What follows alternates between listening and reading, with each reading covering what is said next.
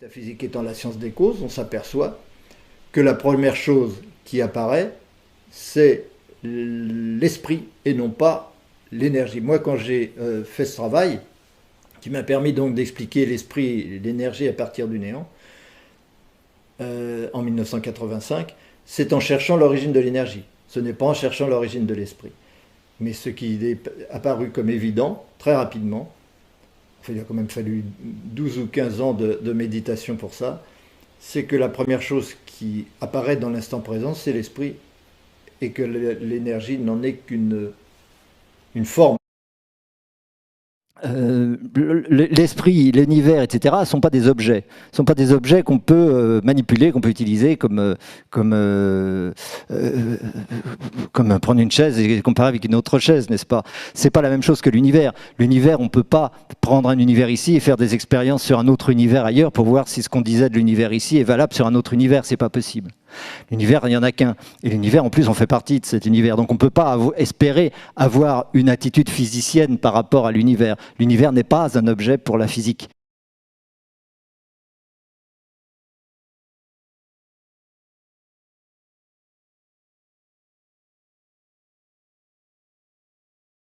C'est la même chose pour l'esprit, n'est-ce pas? L'esprit, c'est soi, et c'est toujours soi, et c'est jamais autre chose que soi. Et pour chacun d'entre nous, l'esprit, c'est toujours soi. Et donc, il n'y a jamais moyen non plus de faire une expérience ici sur soi et d'essayer de la reproduire sur un autre, puisqu'il n'y a pas d'autre. Il n'y a pas l'autre esprit avec lequel qu'on puisse utiliser, etc. Donc tout ça fait que on a, et puis diverses autres raisons aussi, font que ces deux sciences qui sont parfaitement différentes et inconciliables quelque part, elles ont chacune leur rôle, mais bon, elles ne vont pas dire les mêmes choses et ne peuvent pas s'intéresser au même domaine, même si ils tentent, évidemment, la physique tente toujours d'avoir un discours sur l'esprit ou tente d'avoir un discours sur l'univers, mais compte tenu de ces impossibilités-là, on ne peut pas aller aboutir véritablement dans ce domaine-là. Donc, la métaphysique, c'est une autre épistémologie qui s'occupe des causes, qui s'occupe du pourquoi, qui s'occupe de la totalité. La haute métaphysique, en tout cas, c'est la science du pourquoi. Et ça complète la physique, qui est la science du comment. C'est-à-dire que la physique, c'est on observe les choses, on les mesure, on les capte, on essaye de travailler avec, de reproduire des expériences, c'est de la physique. Parce que c'est sur ce qui apparaît, ce qui est physique, ce qui est visible. Alors que la métaphysique, ça ne s'adresse pas du tout à ce qui est visible. Ça explique ce qui est visible. C'est-à-dire, ça dit le pourquoi de ce qui est visible. Pourquoi il y a l'univers? Pourquoi il y a la matière? Pourquoi on a l'impression que c'est assez solide? Pourquoi il y a des fleurs qui poussent? Celles-là ne poussent pas beaucoup d'ailleurs. Pourquoi je suis là? Qu'est-ce que c'est que l'esprit? Qu'est-ce que c'est que toutes ces choses? Et tout ça, évidemment, ce n'est pas du domaine de la physique, puisque à partir du moment où on observe une chose, c'est un effet, ce n'est plus une cause. Donc les causes sont toujours invisibles.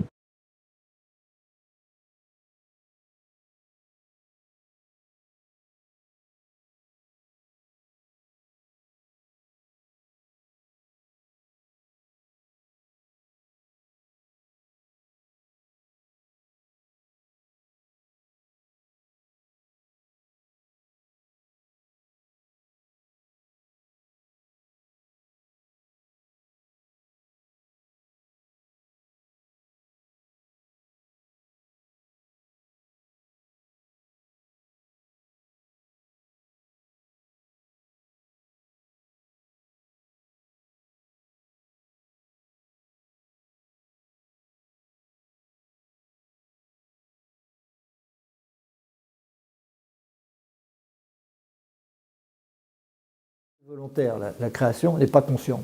Je ne crée pas consciemment. Je ne peux pas créer consciemment puisque la conscience est un processus inconscient. La conscience, c'est une fois qu'il y a la séparation qu'il y a conscience. Tant qu'il n'y a pas séparation zéro infini, il n'y a pas conscience. Évidemment, ça se fait dans l'instant présent. Ça ne se fait pas dans le temps. C'est pas avant il n'y avait pas, maintenant il y a. On n'a pas été dans le néant pour maintenant être dans l'univers. Mais dans l'instant présent, la séparation se fait. Ce n'est que par cette séparation qu'il y a conscience.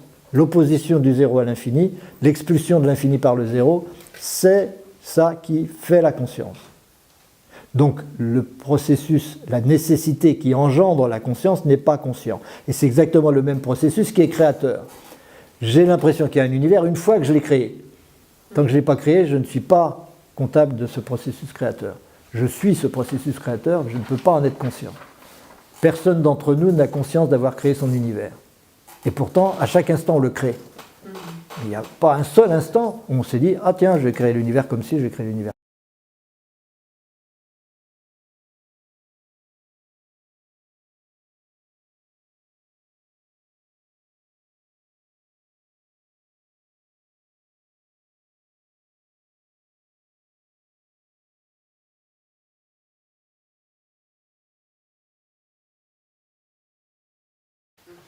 C'est-à-dire que le temps, l'espace, c'est le fait d'être conscient qui l'engendre. Le fait d'être conscient, c'est de se retrouver forcément au centre de quelque chose qu'on considère comme n'étant pas soi, donc comme étant extérieur, et n'étant pas limité. Donc j'ai l'impression d'être au centre de l'infini, ça revient à ça. Tout le monde a l'impression d'être le centre du monde, on n'y peut rien. Et le temps, c'est le phénomène inverse, c'est-à-dire ce que je crois extérieur, petit à petit va redevenir intérieur, mais ça ne peut pas le devenir instantanément, donc ça va mettre du temps pour y aller, pour y arriver. Donc tout ça va être intégré, et je ne peux pas ne pas avoir ce sentiment de temps, parce que à chaque instant, je suis différent. Et donc à chaque instant, ma mémoire est différente. Ce qui change, c'est la mémoire. En fait, ça ne change pas, tout est potentiellement là. Mais à chaque instant, je m'identifie ici à une mémoire différente qui me donne l'illusion du temps. Et c'est cette différence de mémoire qui définit les différents égos, qui sont tous animés par la même conscience. On a nié l'existence de l'inconscient. Et aujourd'hui, il y a encore plein de gens qui ne croient pas du tout à l'inconscient. Ils disent, moi je crois ce que je vois, je crois ce que je peux percevoir, tangible. Mais si vous leur dites que c'est leur inconscient qui les a menés à telle ou telle situation, ils diront pas du tout, moi je n'ai pas d'inconscient, c'est mon conscient qui m'a amené là. Alors que, non, c'est évidemment l'inconscient qui dirige, puisque c'est l'inconscient qui est le but. Et donc c'est l'inconscient qui est la source d'énergie. Enfin, c'est le but qui est la source d'énergie.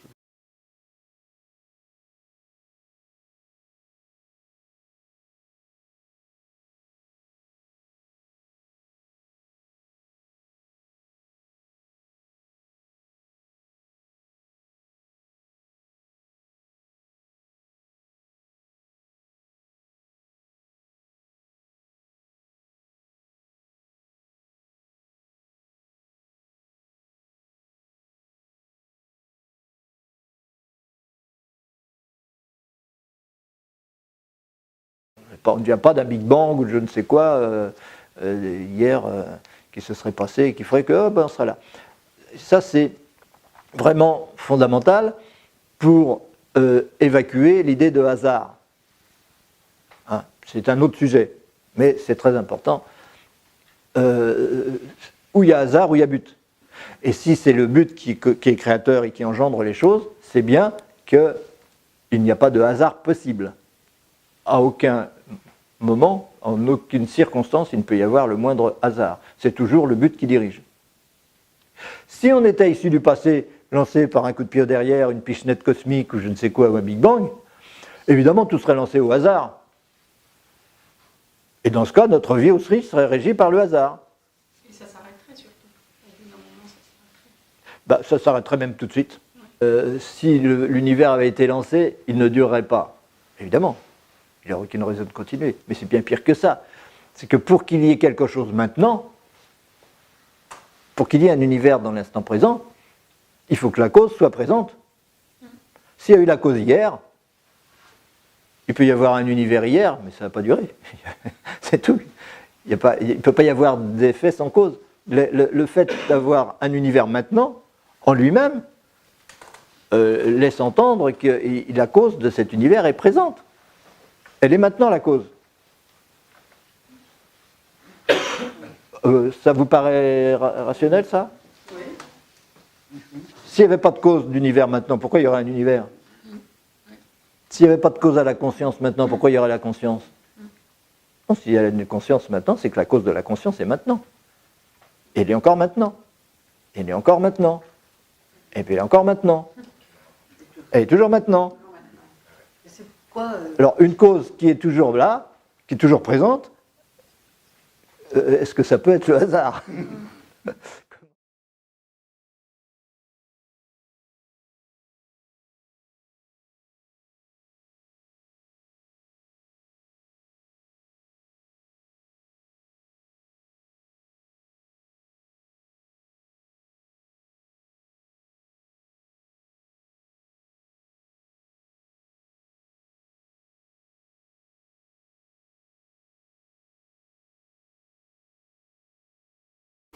comprendre ce que c'est que l'esprit, comprendre pourquoi l'esprit engendre son corps, pourquoi l'esprit a besoin de ce corps, pourquoi lorsqu'il perd son corps, il a besoin d'en recréer un. Et à mon sens, ce n'est que comme ça qu'on peut se faire une idée ferme et définitive sur la réincarnation, comme sur beaucoup de choses d'ailleurs. Je suis, et je suis est présent. Le fait de ressentir, le fait de constater que la conscience est un acte présent, c'est une évidence pour tout le monde, et c'est quelque chose que personne n'a jamais pu nier. Personne n'a jamais pu exhiber du passé, ni exhiber de l'avenir. Je suis, c'est présent. Donc, ne pas faire d'hypothèse, ça c'est l'attitude de la métaphysique. Et en ne faisant pas d'hypothèse, on peut expliquer l'énergie magnétique. On peut expliquer la dualité du néant.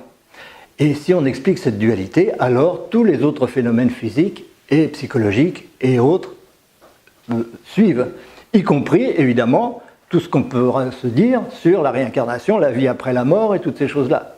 Mais tant qu'on n'a pas fait une démarche comme ça sur le certain, on reste dans l'hypothétique, et si on reste dans l'hypothétique, on restera dans l'hypothétique jusqu'au bout, et à la dernière fois, quand on dira « ça y est, j'ai compris », on dira « non, j'ai pas compris en fait », puisque cela repose sur un postulat de départ qui, lui, n'est pas certain. Selon moi, la physique est extrêmement utile pour justement reproduire des phénomènes, on mesure, on reproduit des choses, donc ça permet d'aboutir à des réalisations technologiques extraordinaires. Mais au niveau de la compréhension des phénomènes, c'est le silence. C'est le silence au point que la communauté scientifique elle-même reconnaît que la physique n'est pas la science du pourquoi. La physique est la science du comment. Elle observe, elle décrit. Mais le pourquoi, alors ça, on n'aborde pas. On l'aborde, on ne peut pas empêcher un physicien, tous les physiciens ont leur questionnement comme n'importe quel être humain sur qu'est-ce que je fais là, pourquoi il y a l'univers, pourquoi il y a la matière, etc. Tous ces pourquoi-là, il se les pose. Mais il n'a pas les outils pour y répondre. Il a des outils, par contre, pour avoir un pouvoir sur son environnement, sur la matière, etc. Donc ce sont deux choses complètement complémentaires. Et le souci aujourd'hui, c'est que la physique est arrivée à de tels résultats extraordinaires qu'on attend d'elle qu'elle ait une réponse pour le pourquoi, ce qui n'est pas son travail. On attend d'elle qu'elle ait une réponse sur l'univers lui-même, alors que l'univers n'est pas un objet physique. Et c'est la même chose pour l'esprit. On dit aujourd'hui qu'il y a une science de l'esprit, une science de la conscience qui est en train d'être, etc. Je ne suis pas du tout certain qu'il y ait une science de la conscience qui est en train de venir. Il y a une science de l'analyse, des neurones, de tout un tas de choses, de phénomènes, etc. Mais de la conscience elle-même, comment ? Puisque cette épistémologie consiste à observer les choses, et personne n'a jamais observé la conscience. Personne n'a jamais observé soi en tant qu'être. C'est l'observateur lui-même, c'est l'acte d'observation lui-même. Le Big Bang, on est censé en venir, puisqu'il faut une évolution pour un bout d'un moment, que la vie apparaisse, n'est-ce pas ? Que les molécules s'agglomèrent, se mêlent pour créer quelque chose de vivant. Et après, petit à petit, évidemment, on dénie toute conscience à ce qui n'est pas vivant, et même à l'animal souvent, etc. Mais pour des raisons qu'on cherche encore dans la matière, qu'on cherche encore dans l'atome, qu'on cherche dans les neurones, etc., on va essayer d'expliquer comment, un jour, la conscience serait apparue, sous prétexte qu'avoir une conscience est une façon est plus habile que de ne pas en avoir, et qu'on a plus de chances de survivre quand on est conscient que quand on n'est pas conscient. Bon. Il n'y a pas besoin d'être un enfant de 4 ans comprendrait que ce genre d'hypothèse ne tient pas debout. C'est pas comme ça qu'on peut expliquer la conscience, bien entendu. Et puis tout le monde sait aujourd'hui, vous en avez l'intuition avec son cœur, avec tout ça, depuis toujours. Les grands sages le savent et le disent, et vous l'avez entendu, et vous le savez, vous le reconnaissez vous-même, que la conscience est dans tout et partout. Évidemment. Que c'est pas quelque chose qui est apparu au bout d'un moment dans l'évolution de l'univers. Si un atome, si une particule tourne autour d'une autre particule, c'est parce qu'elle veut tourner autour. Et que parce qu'elle ne peut pas faire autrement, mais c'est un besoin, c'est une relation d'amour, au même titre que nos relations d'amour qui font qu'aujourd'hui nous nous tournons autour. Et là, qu'est-ce que nous faisons d'autre que nous tourner autour? On se tourne autour parce qu'on se dit des choses, on essaye de voir si on a les mêmes idées, on essaye de voir si on a les mêmes sentiments, les mêmes souffrances, etc. On cherche donc à s'unifier, mais on n'y arrive pas. Parce qu'il y a toujours cette limite du corps ou de l'ego, etc., qui dit bon, l'autre est extérieur à moi. Et pourtant, au fond de vous-même, vous savez tous que vous n'êtes pas, que le monde ne vous est pas extérieur. Et vous ne pouvez pas faire autrement.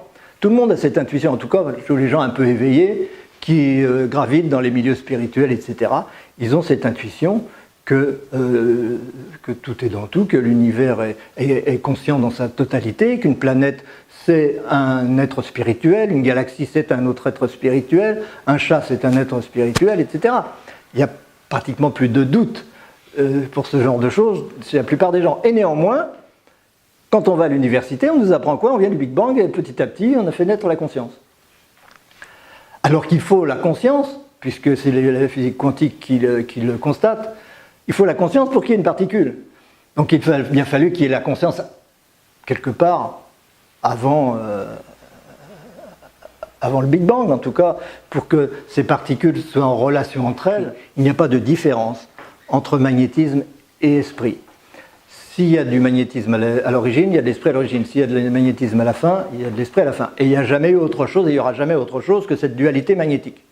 La dualité magnétique, c'est l'attraction-répulsion, mais c'est l'attraction-répulsion pour des raisons bien claires, bien précises, qui sont parfaitement connues et démontrées, et sur lesquelles on ne peut pas revenir. Et d'ailleurs, aucun physicien jusqu'à présent n'a jamais pu, Dieu sait si on en a contacté et si on en a rencontré aussi, n'ont jamais pu revenir sur ces conclusions et démontrer le contraire. Il va expliquer tous les phénomènes physiques avec une seule énergie, ce que cherchent à faire les physiciens depuis la nuit des temps, c'est-à-dire une théorie unitaire.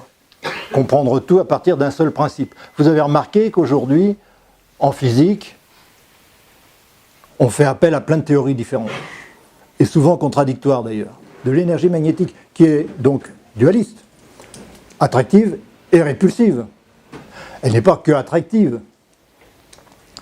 Et lorsqu'on part de cette évidence que tout est dualiste, que tout est magnétique, enfin c'est pas une évidence au départ, c'est une conclusion. Bon, on peut rendre compte des différentes forces que la physique a été obligée d'inventer parce qu'elle n'a jamais attaché l'importance qu'elle aurait due au magnétisme. Le magnétisme pour la physique, ce n'est pas quelque chose de primordial. C'est pas ça qui les intéresse. Et pourtant, avec le magnétisme, on peut expliquer la gravitation. On peut expliquer la force forte, ce que les physiciens appellent la force forte, c'est-à-dire cette cohérence des noyaux avec des particules qui en fait sont censées se repousser. Puisque ces noyaux sont constitués de particules toutes positives, donc elles devraient se repousser, et comme on est obligé pour certaines raisons de les multiplier au niveau d'un noyau, il faut bien les faire tenir entre elles, et donc on a inventé une espèce de colle cosmique qu'on appelle la force forte. Et ainsi de suite, des théories comme ça qui s'ajoutent les unes aux autres pour rendre compte des effets, parce qu'on part sur des bases fausses, sur des bases qui ne sont pas solides, sur des bases qui sont hypothétiques. Et la métaphysique, elle refuse les hypothèses. La métaphysique, ça consiste à ne pas faire d'hypothèses. Si on fait des hypothèses, on ne peut jamais avoir de certitude. C'est ça le problème avec la science physique. Les hypothèses font qu'on multiplie les théories, mais on ne peut jamais savoir au bout du compte ce qu'il en est. Ce qui est vrai, ce qu'il faut, on ne peut pas. En métaphysique, il n'en est pas question une seule seconde. En métaphysique, on est obligé de partir de rien. Si on ne part pas de rien, on part de quelque chose, et si on part de quelque chose, c'est foutu. On ne peut rien comprendre. On ne peut rien expliquer en partant de quelque chose.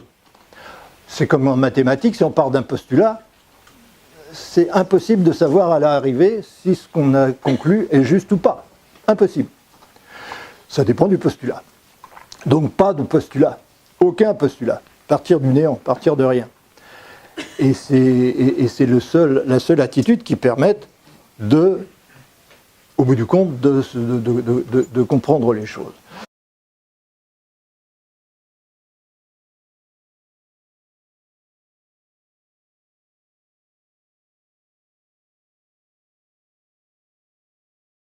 Évidemment, petit à petit, la physique s'aperçoit en étudiant la matière qu'il n'y a pas de matière. Hein, c'est de notoriété publique aujourd'hui de comprendre qu'à force de chercher vraiment, d'intercepter ce que c'est qu'une particule, on s'aperçoit qu'il n'y a pas de particule, il n'y a jamais de particule, il n'y aura jamais de particule, et que l'effet de particule, le simple effet, l'apparence, l'illusion de la particule, provient principalement de l'acte d'observation. C'est parce que j'observe que la particule se manifeste, et se manifeste réellement. Sinon, c'est une potentialité éventuellement, et encore faudrait-il savoir pourquoi il y a une potentialité de particules. Mais en tout cas, aujourd'hui, la physique s'aperçoit que l'acte d'observation est premier. Or, l'acte d'observation, c'est simplement un autre mot pour dire la conscience, sans le dire. C'est la conscience, c'est l'être. Et donc la métaphysique, par principe, elle va s'occuper, elle, de ça, de l'être, de la source, de cet acte d'observation. Pourquoi il y a cet acte d'observation? Comment fonctionne-t-il? Et pourquoi donne-t-il naissance à une apparence, à une illusion de matière? Bien sûr. Donc on ne peut pas faire de métaphysique en parlant de quelque chose, en partant de quelque chose, c'est pas possible. Il faut partir de rien. Et de toute façon, on comprenait que l'énergie magnétique est la pure opposition de deux principes immatériels qui n'ont pas de substance physique, qui sont simplement une opposition de principes inséparables mais contraires, dont la somme est égale à zéro, parce qu'ils sont contraires. Et autrement dit, puisque tout l'univers que nous percevons est énergie magnétique, ça on l'avait démontré depuis longtemps, et bien évidemment il est égal à zéro globalement. Donc finalement, quand on dit on va expliquer l'univers, on dit on va expliquer quelque chose qui n'est pas. Et en expliquant, en cherchant à expliquer l'origine de cette énergie, c'est-à-dire pourquoi, puisque c'est rien, c'est le néant. Donc si c'est le néant, c'est de là qu'il faut partir, et il faut comprendre pourquoi le néant est une dualité, puisque le magnétisme est une pure dualité et que tout est cela, bien comprendre pourquoi et en quoi le néant est une dualité. C'est ça qui a pris 15 ans de méditation pour le comprendre. Ça n'était pas facile. Aujourd'hui, quand on en parle, on dit bah oui, c'est évident, mais évidemment, c'est facile une fois qu'on le dit, mais ce n'était pas facile de cerner en quoi le néant est nécessairement une dualité. Et ensuite, c'était facile de comprendre que cette dualité engendrait l'énergie, mais ce qui est apparu en premier, c'est la conscience. C'est la cause de la conscience. Le fait d'avoir conscience. Donc l'acte d'observation lui-même était expliqué à partir de son absence. Mais cette naissance, elle est à chaque instant. Elle n'est pas dans le passé, elle n'est pas à un moment. On ne peut pas dire à un moment, il y a eu la conscience qui est née, et maintenant, elle ne naît plus. Non, non. Tout se passe dans l'instant présent. Dans l'instant présent naît la conscience, et donc dans l'instant présent naît l'énergie, et dans l'instant présent naît l'univers. Il n'est pas question d'univers qui naîtrait il y a 15 milliards d'années ou que ce soit. Ça n'a pas de sens. Comprendre cela, c'est très important. On peut se dire, ça ne me concerne pas, ça concerne les spécialistes, les physiciens, tout ça. Pas du tout. L'univers, c'est moi. L'univers, c'est mon corps. L'univers, c'est mon existence. Maintenant, ma vie, ça consiste à percevoir un univers. Donc ça me concerne au premier chef. Et si je veux avoir une relation juste à cet univers, j'ai intérêt à savoir ce qu'il est. J'ai intérêt à savoir s'il est extérieur à moi ou pas. J'ai intérêt à savoir si c'est de la matière ou pas. J'ai intérêt à savoir si c'est vivant ou pas. Tout ça, c'est absolument essentiel pour que ma relation à cet univers, donc aux autres, donc aux animaux, donc aux plantes, donc aux autres planètes, soit juste. Et évidemment, le but de toute métaphysique, comme le but de toute science et le but de toute philosophie, c'est d'une part le bonheur, c'est-à-dire la paix, être tranquille avec ça, ne plus se poser ce genre de questions qui empoisonnent la vie, qui fait qu'on ne sait jamais sur quel pied danser, qu'on ne sait jamais quelle est l'attitude juste qu'on peut avoir dans le monde. Et d'où le résultat d'ailleurs de la planète telle qu'elle est aujourd'hui, c'est la preuve de cette ignorance et de cette incapacité à comprendre ce que c'est que l'univers et ce que c'est que soi. C'est difficile de faire des révolutions scientifiques à ce niveau-là, c'est beaucoup difficile à accepter, mais du point de vue de la métaphysique, évidemment, comme tous ces phénomènes s'expliquent facilement, eh bien, la physique est incluse dedans. Puisqu'elle est incluse dedans, comme sont incluses d'ailleurs les autres sciences successives qui découlent de l'origine de l'être, c'est-à-dire tous les domaines de l'existence découlent de ça, eh bien, évidemment, ceux qui se sentent contenus là-dedans se sentent menacés dans leur pouvoir, tout simplement, le pouvoir de l'ego, en réalité. À un moment, on finit par se poser des questions. Et à force de se poser des questions, ces questions s'affinent, deviennent de plus en plus justes, de plus en plus précises. Et lorsque les questions sont justes, lorsque les questions sont matures, alors les réponses sont toutes proches. On est prêt pour les réponses. Et on va les trouver soi-même, éventuellement, les réponses. Et donc, en réalité, il n'y a pas d'exception. Tout le monde a besoin de philosophie, tout le monde a besoin de comprendre l'univers, tout le monde a besoin de comprendre qui il est, quel est le sens de sa vie, à quoi ça sert d'être là, est-ce que j'ai une mission, est-ce que j'ai pas de mission. Tout le monde a besoin de ça. Mais souvent, on est pris par le monde apparent, l'agitation du monde, pareil au plus pressé, faire tant de ces choses en même temps. Et donc on n'a pas le temps de se replier sur soi, de se remettre, de s'intérioriser, de se poser des questions. Et donc quand c'est pas le cas, c'est pas le moment. C'est qu'on ne peut pas avoir de réponse quand on ne se pose pas de questions. Mais il se trouve que on peut, avec un effort de rationalité, avec un effort de compréhension et avec une volonté réelle d'aller au fond des choses, on peut trouver plus vite des réponses sans avoir besoin de souffrir 1000 vies et de souffrir 1000 affres dans l'existence pour arriver à comprendre certaines choses. On peut les comprendre de façon beaucoup plus rapide qu'on ne le croit. C'est ça le but de la métaphysique en général, c'est d'arriver à communiquer des choses qui sont universelles à tout le monde, qui vont permettre à tout le monde d'avoir un éclairage sur ce qu'il vit, et sur ce qu'il va vivre, et ce qu'il a vécu, etc. L'ensemble de notre existence, c'est ça qu'on a besoin d'éclairer, d'illuminer.